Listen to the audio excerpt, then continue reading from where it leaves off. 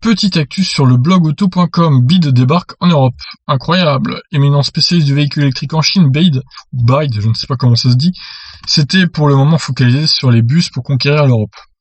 Il prépare à présent le lancement de ses voitures. Démarrage prudent avec le lancement du SUV Tang en Norvège seulement, dans un premier temps. Le développement du véhicule électrique en Europe attire bien sûr les constructeurs chinois. Il dispose en effet déjà de nombreux modèles. Numéro 1 dans son marché national, BYD ne pouvait ignorer longtemps notre marché. Les projets sont néanmoins très prudents.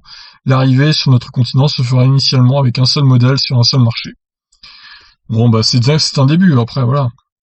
BYD compte ainsi s'attaquer par le haut du marché, puisque le premier modèle importé sera le grand SUV Tang. Alors, il y a les caractéristiques en dessous. Alors ça, c'est le modèle chinois, hein. Il précise, donc on ne sait pas si ça sera la même chose pour le modèle européen, mais bon, normalement, ça ne devrait pas beaucoup changer, je pense. Donc il y a une version roue motrice en traction, et une version 4 roues motrices, donc la IV600D. Donc moteur avant 180 kW pour les deux, et la traction intégrale, du coup tu rajoutes un moteur à l'arrière, 180 kW de plus.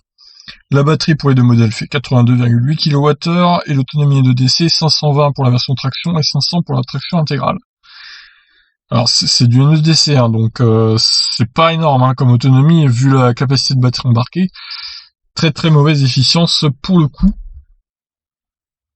Concernant cette dimension, 4,87 m de long, 1,95 m de large et 1,72 m de haut.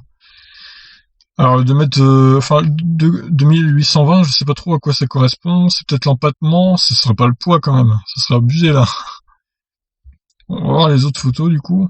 Non, je pense que ça doit être l'empattement, un truc comme ça. Donc là, c'est une version en rouge, il y a une version blanche aussi. Donc ouais, 4,87 m, ça commence à être pas mal. Après, il est pas vilain. Est-ce qu'il peut marcher en Norvège? Sûrement. Après, est-ce qu'il y a des idées sur le prix déjà? J'ai pas l'impression. En parallèle, BYD continuera à se développer sur le secteur des véhicules utilitaires industriels. D'ici fin 2020, seront ainsi lancés en Europe 3 modèles de camions, mais aussi un fourgon, toujours électrique bien entendu. Alors l'avis du blog auto, bien sûr ce n'est qu'une première étape, l'expansion vers d'autres pays devrait suivre en 2021, même si la prudence reste de mise dans le contexte actuel.